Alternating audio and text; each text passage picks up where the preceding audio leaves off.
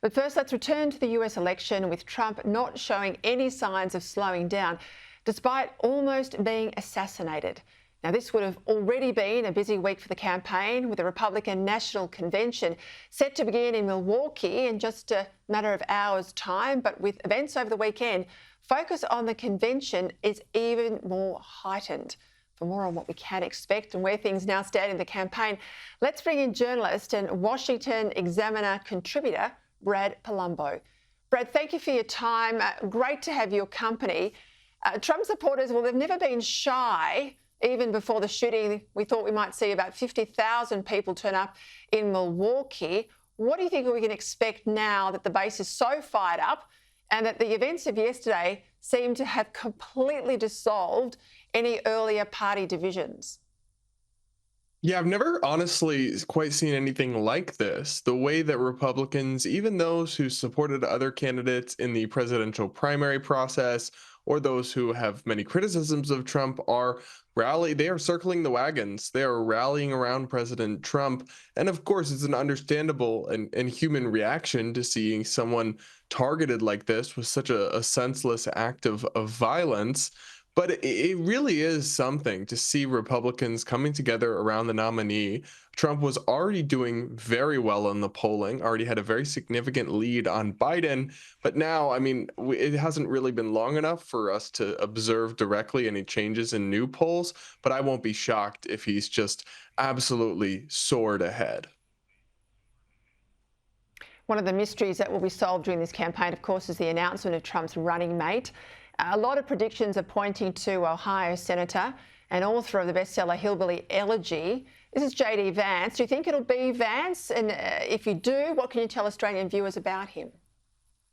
Well, he's definitely one of the favorites. J.D. Vance is an interesting figure because when he first published his book, Hillbilly Elegy, it was seen as a real insight into Appalachia here in America, a part of our country that's very much down on its times, has had huge problems with poverty and drug overdoses and other really tragic things. And he was actually heralded by liberal media outlets and really viewed as somebody who was thoughtful and insightful. But when he decided to go into politics and became a Trump supporter, he became very unpopular. And he was also originally somebody who was very against Trump, but like many Republicans, became a significant Trump supporter.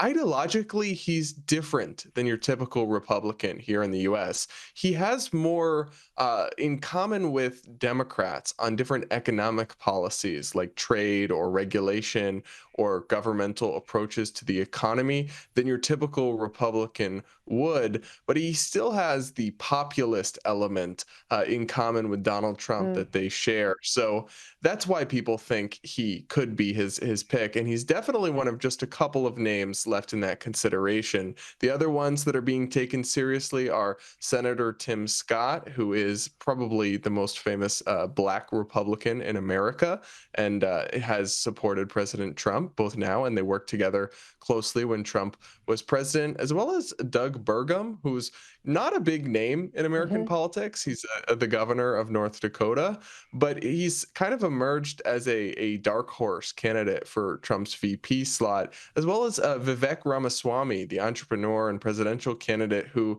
he's a lot more popular with young Republicans, and Trump could pick him to try to energize younger voters and youthful turnout because he's a lot younger, he's a lot more in touch with online and internet culture, but he doesn't have the same political background or qualifications as some of the other candidates. All right, okay, for my mind, I think it'll be JD Vance, but we will see. It's imminent. Let's go now to Joe Biden and the impact of yesterday on Biden's campaign. I mean, I think in the short term, he's going to get a bit of a pressure valve out of this. It'll give him some cover, I guess, from all those escalating pushes into last week that he go after the horrendous debate, but that won't last. I think he wants to run the clock down until it's too late to change him out. But given how rejuvenated the Republican base is, surely the case to move Biden on, you know, the base is locked in now. Turnout is assured for the Republicans. Doesn't that mean the case to move Biden on has only got more urgent?